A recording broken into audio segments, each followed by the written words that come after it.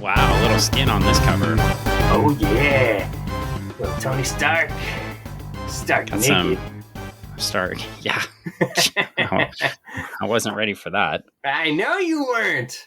Framed for murder, Iron Man fights back against the man called Hammer. Can't touch this. I can't even make Texas Hammer jokes anymore either because I Can't got make what? No. You know about the lawyer? No.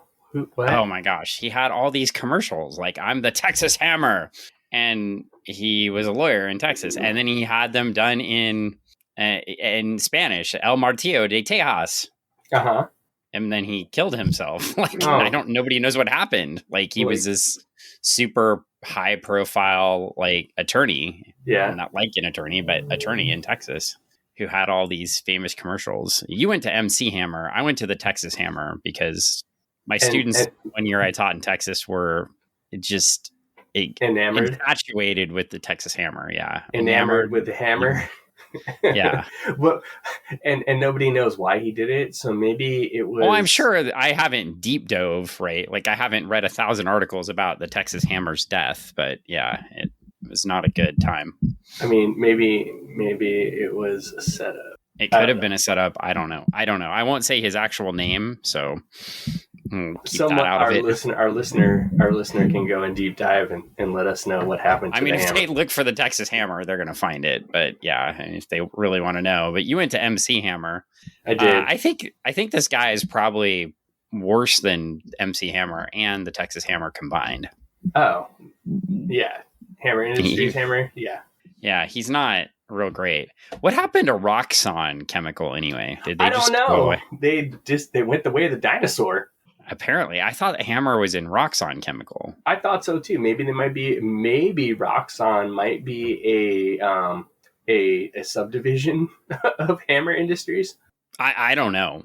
I listened to another podcast, by the way, where they just kind of start out talking about random shit every episode, and I don't know how our one listener keeps up with us. I don't know. Well, I mean, Hammer Industries could be diversified. Like there are companies out there that do one thing and then do something else, and they're all under the same umbrella. There's big tech billionaires that like to do one thing and then do something else.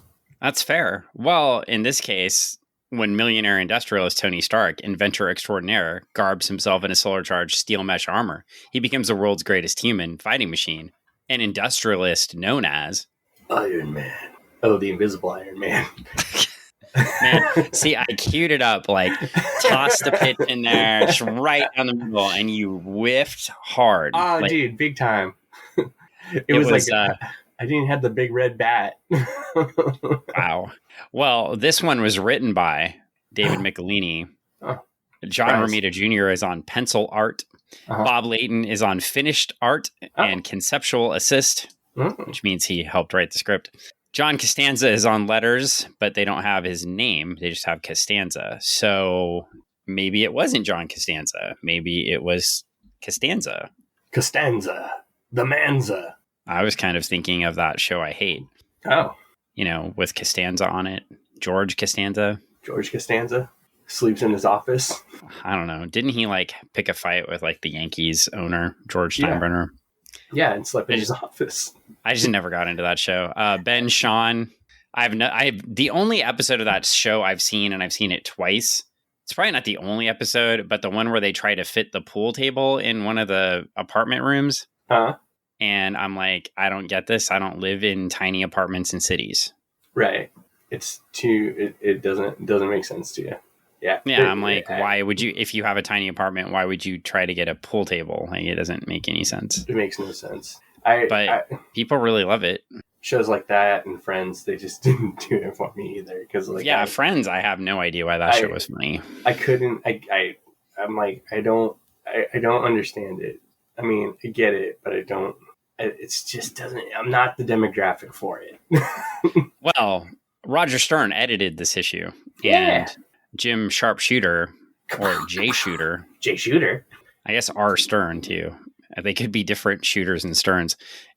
Shooter would be the editor in chief. Remember the person that first introduced drugs into a book with the stamp on it. Yes. I just want to remind everybody, not that I've mentioned it many times. At least he claims that he was. So it's very important. It is very important. We're in Monaco. Monaco! And there are a bunch of people that are really mad at Rhodey. Oh, man. Calling him Yankee Hoodlum. I know. American Pig. I can't do Monaco. Is Monaco French accent? American Pig. Yankee Hoodlum. You sound like a bad version of the Rocky and Bullwinkle villains. Yes, I do. Monsieur. Boris and Natasha. Yeah. My people, they are not pleased with you, monsieur. And frankly, neither am I. Okay, so it is French. It's bad French. Well, anyway, enough of this. Yeah, there's a whole bunch of police officers and people complaining about Rhodey being there. And then we get a recap? A big recap. Oh, man, yeah. So first we find out that Iron Man was fighting his rogues gallery inside of a casino, but it looks like they're fighting outside. And then... they're outside while Rhodey's telling the story, so, I mean... Yeah. And then we find out that Bethany Cabe is really mad at Iron Man. Very mad. Always. All the time. And then we find out that he murders the ambassador from Carnelian... Carbonella. There it is. Carnelian. Yeah. Carnivore land. Carmelians. And then everybody thinks he murdered somebody. Then we find out that he gave his suit to the police. And then we find out that he drinks a lot. And then we find out that he went to the Avengers and trained with Captain America. And became an all-star fighter in one day. That's how it works, by the way. Exactly. And I mean, that's why I want to go train with our pal Paul and become an all-star fighter at Certified Martial Arts. Yeah, certified on Bridgeport Way. That's right, University Place. I want to go from a no belt just past 27th. Boom! I want to put my ducats down and get myself a no belt to a black belt in no time. Oh yeah, you get right with Paul and he'll tell you exactly how that works. He'd probably put me in a hurt. And then he definitely train you though. He gets you in shape. Train me for months, and I'd still not get there. I mean, I would get there eventually, but most of your joints still work, so you could probably make your back feel really good. Actually, I don't know. I've watched a lot of the videos that he puts up of his team, and they do a tremendous amount of work, and it looks like at the end of each session and their matches and stuff like that, I'm imagining there's a lot of bodily pain. Yeah. Well, he definitely could make you into a beast, but I don't think he could do it in one day. No, not one day. I know. At Certified Martial Arts. That's right. Certified. On Bridgeport Way in Tacoma. Get certified. Just past 27th. In University Place, I should say. I said Tacoma. University Place. Same thing. Same difference. I mean, it's just like Tony Stark getting trained by Cap. Well, you cross the street and it becomes the University Place, right? So, Well, anyway, we've got the recap all the way back up to meeting Scott Lang. The Ant-Man. He goes to jail and meets up with the guy. He goes back to jail. He goes back to jail and meets up with the guy with the big ponytail. The Whiplash. Man. Oh, Whiplash. That's right. Yeah. And then, you know what? I thought about it. Do you think he has that big ponytail in his suit? So if somebody hurts his whip, he can then use his ponytail from his mask as a whip. Yeah, maybe. It's like a backup. Maybe. Do you think? I wonder if they thought about that when they did the costume design. Do you think he still has his ponytail with him in prison? It's entirely possible. Okay, well, he put it in his prison wallet. Yeah. Wow, it's very wispy. Well, then we've got them attacking Hammer Imports, and then where they sell hammers, right? Yeah, just nothing but hammers, and that's all. Yeah. And then it's like we're recapping past episodes now. I know. And then we get them attacking. Now, I was really disappointed. Didn't they run over a hot dog stand? Specifically, I remember it was a hot dog stand, but they said they ran over the resort town's populous bathing area and then led to a deserted stretch. I thought they ran over. I guess those two things could be the same. The hot dog stand and the bathing area could be the same thing. You could be bathing in hot dogs, man. And then they got attacked by 1 billion people, presumably Cobra foot soldiers that were trained by Firefly. Yeah, exactly. See what I did there? Exactly. I see what you did there. Cobra! Oh, by the way, I saw the stupidest G.I. Joe meme, but I want to test it out on you because I think the answer is obvious, okay? Okay. It showed Zartan, Firefly, Storm Shadow, and Snake Eyes. Okay. And said, if you only got to keep one, and none of the others got to be characters, which one would you keep? Zartan, because he could be everybody. Storm Shadow is the obvious answer. Zartan, because he could be everybody. Nobody even knows if Storm Shadow is there. Zartan, because he could be everybody. But Zartan's character is lame as hell. True, but he could be everybody. But notice nobody's suggested Firefly should stick around. That's true. Nobody... Firefly, You're like, Nobody mentioned Snake Eyes either, but Snake Eyes... I mean, I might keep Snake Eyes because of his wolf. It's true. It's pretty cool. But at the same point... I don't know his wolf's name. I've forgotten. I can't remember his wolf's name either. But... welcome to G.I. Joe Cast. Yeah, where we know... Well, I shouldn't say we know nothing. We know... We know what we want to know, and you'll tell us the rest. So, by the way, I want to make an aside here while we do this recap. So, we're going to be in Omaha in July. Yes. Correct? And we're going to try to record a podcast sometime on July 21st, 22nd, or 23rd, right? Correct. Live with the people. Maybe even more than one. I mean, heck, if we're doing one, might as well do another one. It could happen. So I've been doing some research, and I must say I'm really disappointed. Why? Well, number one, so US 1, the comic book, was based off a line of toys created by Tyco. Yeah. You sent me a thing today. Yes. Well, I figured you already knew this and just were holding out on me. That there was a whole entire Tyco playset in which you could drive the US 1 truck. And I just assumed US 1 was a really bad comic book idea that they thought would work. I didn't know it was based off of toys. Everything's based off of toys. They're trying to sell you toys, man. Okay, well, anyway, so they did 12 issues of US 1, right? Yeah. But I think because it was based off of toys, I can't get the comic digitally anywhere. Oh, because it's because the rights are owned by the toy company and not by Marvel. That makes sense, maybe. Yeah. So, because it's not on the Marvel streaming service and it's not available in Amazon, so Comixology, whatever. Mm-hmm. So, yeah. So, but here's what I will say. Okay, I'll make this pledge to you. Okay. Right? If I find a copy of US 1 in $1 or $2 bin, we will review it for the podcast. Okay, so are we putting the casting call out now that if anybody comes to our table with copies of US 1? If somebody comes to our table with a copy of US 1, I will indulge you, and finally, we will review US 1, the comic book. And we'll do it live for the people. Somebody brings us the whole entire series. If somebody brings us the whole entire series, I promise to read the entire series. I will promise that we will podcast up to the issue when Spider-Man appears. Okay. Which I don't remember what that is. I think it's 3 or 4. Fair enough. And the only reason I know that is because Spider-Man is on the cover. I have not read these books. I wonder if we'll get US 1 in the Spider-Verse. I doubt it, since they don't own the rights to it. I mean, it'd just be a neat little throwback. I mean, just have a truck with US 1. Just, Well, they could. Well, anyway, we get back to our story. Yes. So these guys beat the hell out of Tony and Rhodey. Yeah, but Rhodey almost wins.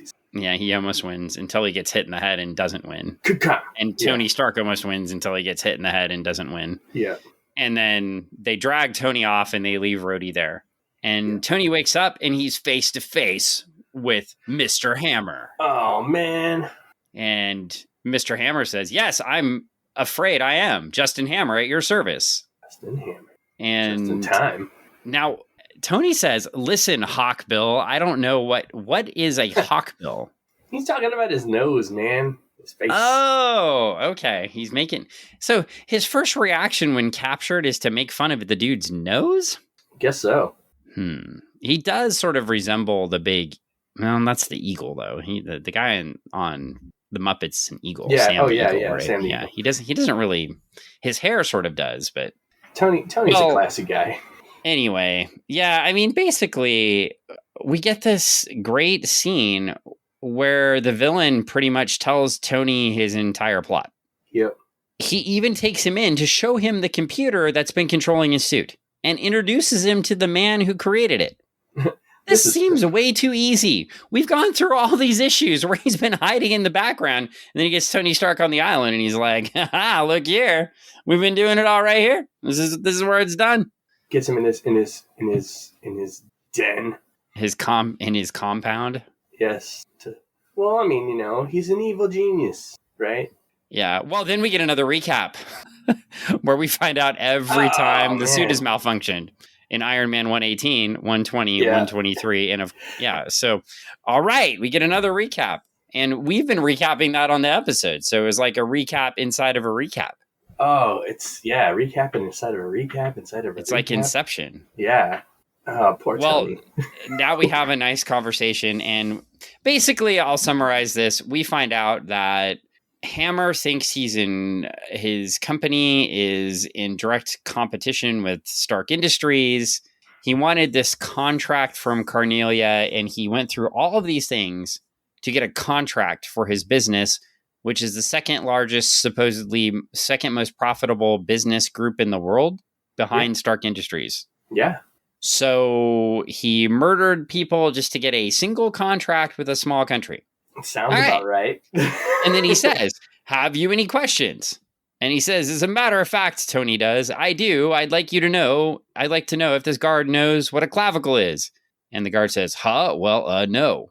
I mean, that probably seems like something you would know, but all right. A lot of people might not know what a clavicle is. Some people might think it's a chalice or some sort of instrument. And then he does a karate chop. Karate chop! And it says chalk. Chalk! To the man's clavicle. Yes. Which kind of might even be his clavicle, but whatever. It's in the same. Yeah, and he breaks it. Snapperoo.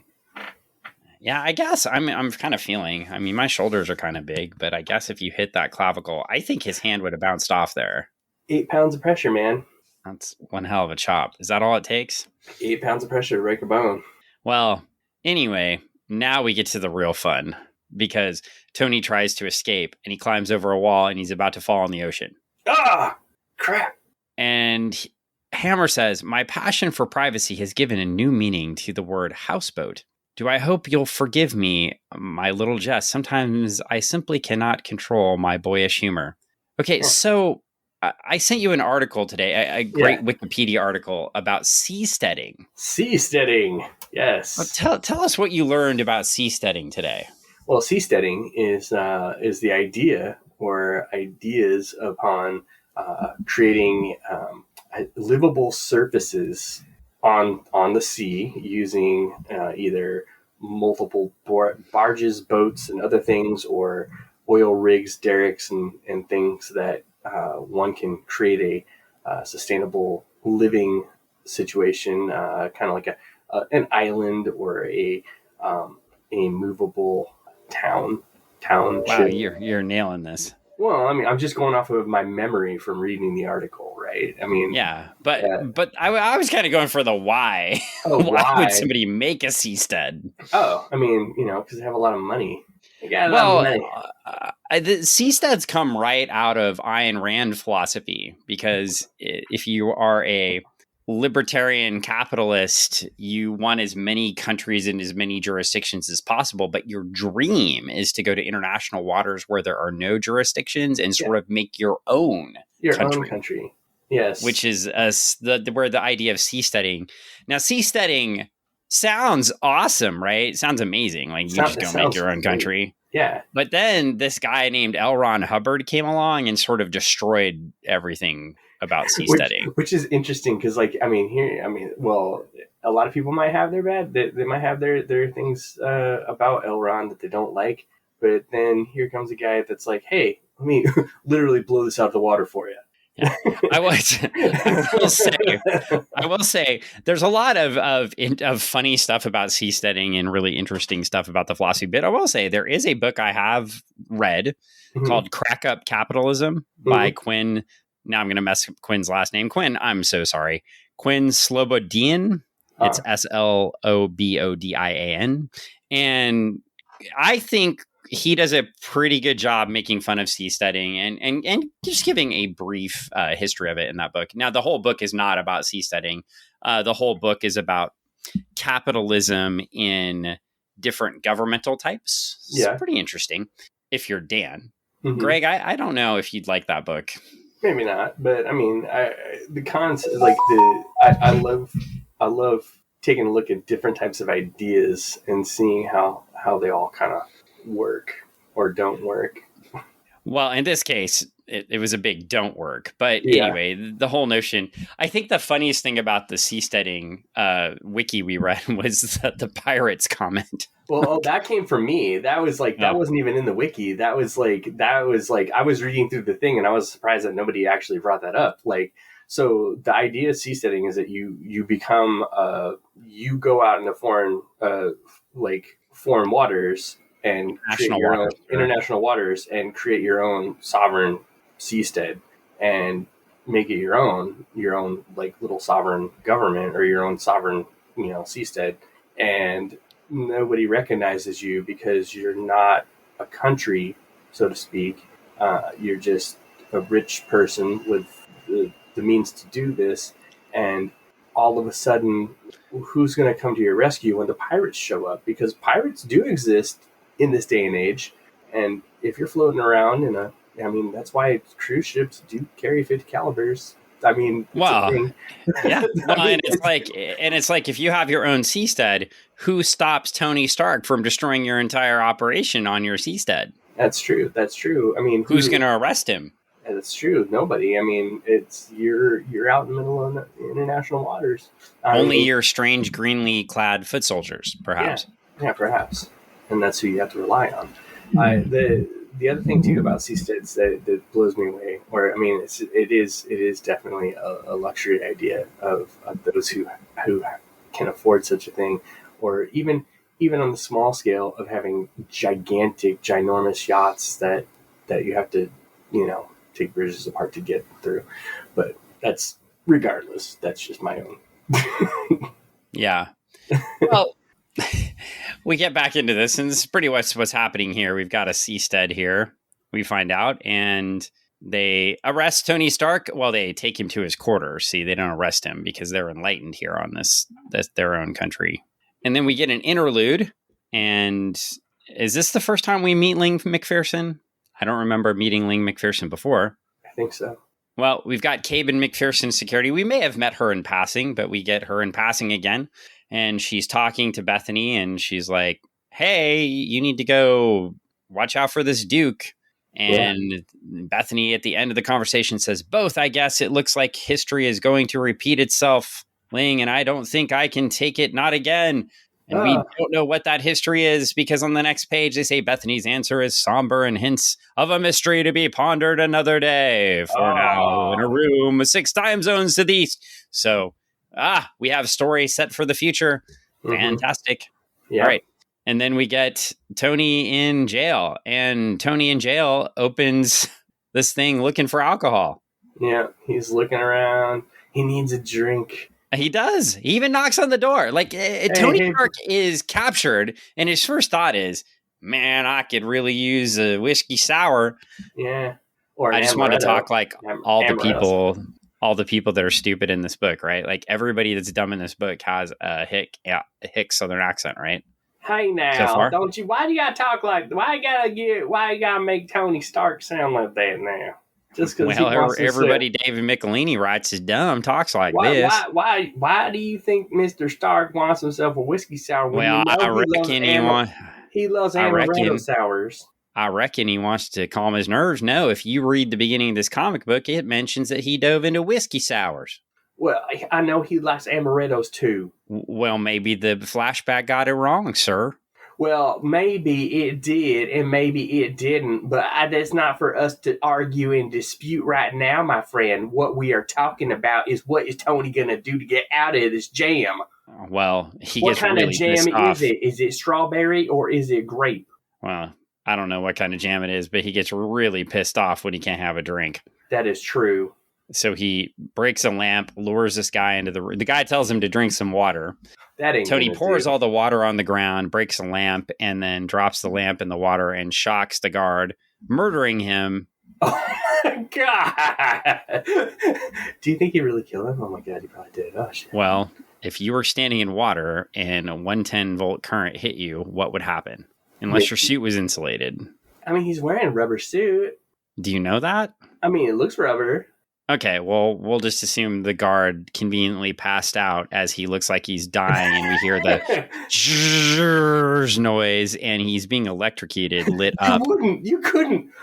Could you? Oh, God. Yep. He's definitely not grounded. Well, no. whether or not the guard is dead, he's grounded now. Oh, well, the guard, of course, is still alive because superheroes don't kill. Tony Stark's not a superhero. Iron Man is. Tony Stark, he's definitely... That's like, true, and we definitely won't see Iron Man show up. He's straight murking people. He's like, you're done. Well, Tony heads out into the yard, and then we get, all right, our friends are back. All right, hey. We've got, I know them all. Hang on, I got these guys. Okay. Whiplash. Yeah. Blizzard. Yeah. And the Melter, whose name you stole for a Starlight character in your own book. Technically, we paid homage to the character, the Melter, and the character's actual name is Starlight. But, you know. I see. Potatoes. They call her. I see. They call her the Melter for, like, one small portion, like 10 panels. You sound sort of defensive. I mean, like, I'm giving you the background. Travis and I had that whole entire discussion as I brought it up. Travis Webb, the co-author of Starlight. Yes. And I was like, the Melter's a Marvel character, right? And he's like, yeah, it's homage. Well, anyway, we move forward and okay, now we get to the ridiculousness of this book. Okay, so apparently Scott Lang has made, even off panel, a whole bunch of cool things for Tony Stark to have. And one is a belt that has many grappling hooks on it. Oh, that's pretty sweet. I always wanted something like that when I was a kid. Yeah, and Tony apparently has to throw it up there several times, but he does it. He climbs up, and then he swings into the lab, beats the shit out of everybody. Sorry, audience. And he goes in Spider-Man style, too. It's great. Yeah. He's like, I learned something. He gets the suit. He gets the suit and destroys the computer. All right. It's really awesome that Mr. Hammer showed Tony earlier where the computer was, who the scientist that runs it, and told him what it does. I mean, nobody said Hammer was smart. They just said he was rich. Well, after making fun of our rogues gallery when they show up on the island and telling them that they fail. All of a sudden there's an explosion and Hammer yells, Stark, and he needs these guys. But then out come... Okay, I'm going to need some help. Okay. Oh, man. Yeah. Okay. You got it. Yeah, this is an insane amount. Okay, so there's some villains that come out. Now, I'm going to make a couple comments, and you can help me with some villain names. I think one of them... Okay, I know one for sure. Okay. So the one in the middle is Porcupine. Yes, Porcupine. Because my immediate thought when I saw this, right, was this looks like the villains that were hanging out with the Abomination on She-Hulk. Yeah. But I did look it up, and only one of them is one of those. So could you put the suit back on? Could you put the suit back on? Suit back on, yeah. So just one, and that is, and then I'm pretty sure that's the Constrictor next to him. Yes, I think so. Yeah, because I've seen him fight Spider-Man. Yeah. Okay, and then I have literally. That's not the Toad. I know that. That's somebody else. No, that's somebody else. I literally don't know who any of these people are. Yeah, no. Because they're all Marvel villains, and I don't know the rest of them either. Wow. I see. I was really expecting you to help me out here. I'm so sorry, man. I am so sorry. You got who is that loser in the back in the white and blue with a disc in his hand? Oh, that's Discus Boy. Is it? Is he? No, they call him Free Throw. He was a Legion of Superheroes reject. Yeah. Well, anyway, we get Tony looking out a window and he sees all these B-list Marvel villains, except maybe the Constrictor. Now, does the Constrictor have electrical powers, or just does he hook those things around people? I think he just hooks them around people and constricts them. That's why he's on the B list. Yeah. Okay, and the Porcupine, I'm still baffled by how that costume even works. I mean, is mobile. He gives the scent off, or like he shoots the things. He has like stink bomb thing, whatever. Well, our one listener, does the frog guy have springs in his feet? Yeah, I think it's the. Oh wait, he was on She-Hulk too. Yeah, I think he's the frog guy. Yeah, because he complained about having a defective costume. Yeah. Oh my god. Yeah. Well, I guess She-Hulk was the place to have all these B-list villains show up. But anyway, all the B-list villains are coming up to the computer. Uh-oh, we have a reveal. Yeah. And we get Mr. Stark is out of the picture, Hammer. He did his part by destroying your armor controlling computer, and he's been taken to safety. This was already Tony always gets taken to safety really quickly. Considering he's on like a Seastead. I don't know how he got taken to safety or where safety is. The Iron Man flew him away. I guess. Well, now it's Iron Man, and we have this is a Bob Layton Iron Man, right?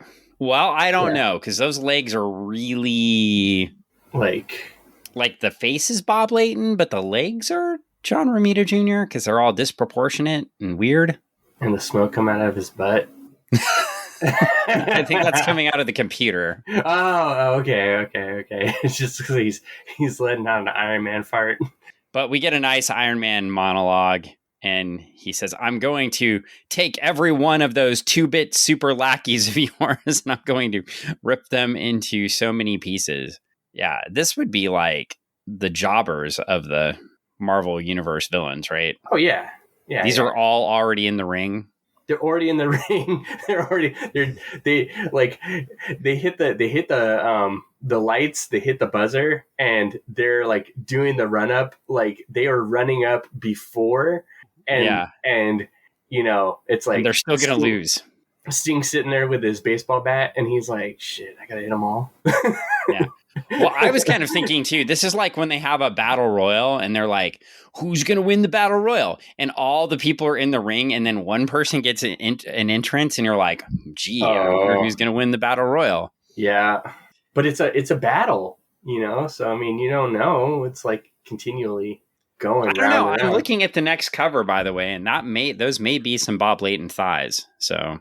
Yeah, it does look like it. Yeah. Well, anyway, Bob Layton, thank you for making the art look amazing throughout these books. Oh yeah. But yeah, I mean, that's it. We're on. We got 2 issues left, 127 and 128. But right now, how does Tony Stark, Iron Man, get away from all of these B-listers? He puts up a fight. That's what he does. He puts up a battle on the Seastead. On the Seastead, on Come Hammer on down Island. to the Seastead. We're gonna battle everyone. Iron Man versus all the B-listers and the C-listers too, because it's a Seastead. Except they didn't even have pay-per-view yet, so that'd be a bummer. It's Mr. Stark is beaming it into your living rooms via Stark-Vision. Closed circuit.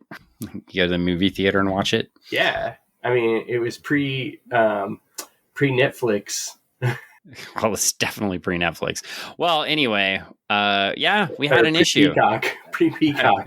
Pre-Peacock. You get all the good sporting events on at least the first hour. Yeah, I won't say what I call it normally. So, Well, considering they're gonna drop it and you're gonna have to pay for it, that's HBO goes to Max, and then it was like, what are you gonna do next, Peacock? What are you gonna do? Are you gonna drop the P? No, they just make you pay for it. Yeah. That's what they're gonna do. That's pretty. I was gonna have to pay for it anyway because I got rid of Comcastic and got my awesome quantum fiber super fast internet. Well, I still have Comcast, and they asked me if I want to pay for it, and I said, nah, thanks, I pass. Well, amazingly, I'm still getting it. Episodes of New Girl now. I'm still getting it for free. Well, I'm still getting it for free too, so I'm watching all those great movies that I wanted to watch. All those great movies. But eventually, well, anyway. Enough cock talk. So cock talk on the Funny Book Forensics. That's right. We talk about all the cock. That's Peacock, that is. because with all its commercials. Well, they're only 45 seconds. Anyway, well, that was an issue. We advanced the plot. We acknowledged that Tony is drinking, and we got a bunch of recaps.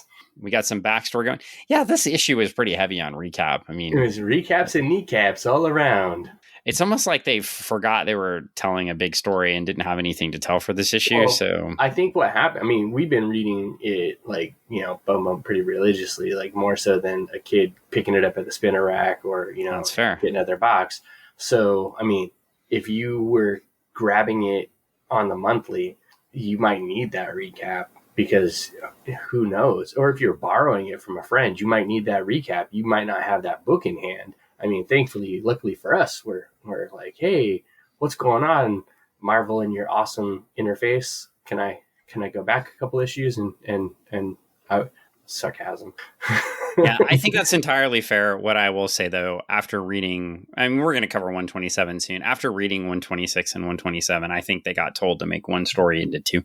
Oh yeah, that could be because they could have done 126 and 127 as one issue. Yeah, totally, pretty easily. Yeah, no, but right. We're going to get a lot of awesome fight scenes with a lot of villains I don't know. I'm excited for that because I love a good Iron Man fight. But the good news is the villains a lot of the times announce their names, so I can confirm that man's name is Discus. Hey, I was pretty close. Based off the last episode, Kid Discus. I can also confirm that one of them is named Stiletto. Oh yeah, the one that looks like like she came from a Thundercats series. And then one of them is called Alfresco. Oh, okay. Alfresco. I was right. It is the Constrictor. I knew it was you, Alfresco. I was right about it being the Constrictor. That makes me excited. Good job, Dan. Good job. Oh, that guy's name is Leapfrog. I remember that from Leapfrog. Yeah, you're right. I had that in my head too. I was like, it's Leapfrog. Okay, well, I need to stop because I'm spoiling the next episode. So okay. Well, half the fun of the next episode is figuring out all these B-list villains are. As Pedro Pascal would say, put a pin in it. Yeah, I've got to do a lot of research before the next episode because I'm going to figure out who all these freaking villains are. I want you to have a dossier open while we're talking about it and give us the first appearance of each one of these B-listers and C-listers and let us know their history. I want you to tell us all about their powers, their power sets, who they fight, where they fight, and all those things. So I'm expecting that, Dan, and our listener is expecting that as well. Okay. Well, do you have anything to plug? I know we talked about it before, and I know that you're really excited about it just as much as I am. Ocon. In July. Ocon Expo. Ocon Expo in July. Yeah. That's right. We'll be in Omaha, Nebraska on July 21st, 22nd, and 23rd. Oh, yeah. And you can meet us, and I have stickers. And we'll be doing... talking about stuff. Like I'm at a college fair. And Dan will be doing panels, and I'll be doing panels. I will. Yeah, you will. You keep saying I'll be doing panels. I don't know anything about these panels, but apparently I'm doing panels. We've signed you up. You're going to be the hostess with the mostest. You're going to be running all the panels. Oh, that's well. I know you're taking care of these arrangements too, but I know you'll be taking care of us getting set up in some room at some point doing a live podcast. So something like that, I think. I guess I'll have to bring our microphone. You probably should. You probably should arrange that too. Oh, but it will be happening. It'll be happening even if we have to do it at our table or do it in our hotel. Do it right there. Well, we said we'd be there for the people. So for the people. That's right. But, we'll get it done. We'll do a live podcast. Yeah. If you have suggestions for an issue we should cover, let us know. Let us know. US1. Yeah, I did promise Greg that. Well, we may end up doing 2 podcasts because I did promise Greg that if we got a copy of US1, we'll do US1. Number 1. We will do US1 number 1. It's on like and if we don't get a copy of it, then we'll do something else. But yeah, we'll do US1. If you have any suggestions, you can send them to us on Facebook, on Instagram, or on Twitter. Yeah. Oh, it'd be cool. And I'll tell you. I'll tell you if Carlito showed up and spit apple on you. No, if you got the stink face that would by not be Rikishi, cool. who's going to be at the show, all of these things would be cool. Good Lord. Jeez. Why? Why? And friends, if you want Greg to get the stink face, please send a note to Rikishi asking him to stink face Greg at Ocon. Oh my gosh. Why are you, Dan, you're mean. You just want me to get the stink face. I do want you to get the stink face. I think it'd be fantastic. You think it'll be fantastic. I don't think it'll be very fun. Well, you don't know till you try. I think all those people in the ring all those years look like they had a great time getting the stink face. I think I might be in pain. Well, I understand Rikishi is a professional. He's a professional. Yep. He will conduct himself as one. He will do great for you. So okay. Fair enough. There you go. Well, so if you want Greg to get the stink face, message Rikishi, tell him Greg will be at Ocon, and make sure that gets done. If you want to meet us at Ocon, we will go out. You can learn all about Greg's books, Starlight and Junior Braves of the Apocalypse, with co-author Mike Tanner. Who's going to be there too? You can meet artist Brett Waddell. Yeah. He's going to be there too. Draws Starlight and is an amazing watercolor artist. And if you've never met Brett and seen his work, you need to stop by and meet Brett. Yeah. I think what's going to happen is people will come by to see us, and then they'll walk over, see all of Brett's stuff, and then they will just forget we were even there and just get lost in Brett's portion of everything and be like, this is amazing. Yep, it's fine. Amazing. But you won't get lost because I'm going to have a Funny Book Forensic sticker for you if you come by the table. So come by and you can have a sticker. Yeah. The stickers are cool. They are cool. I'm pretty excited. That's what's outside of our budget. So we have stickers now. Yay! And we're going to have hats. That is pretty cool too. I was not expecting it. So we will be good to go, and come see us and come meet everybody there. So it looks like it's going to be a really fun show. And come on.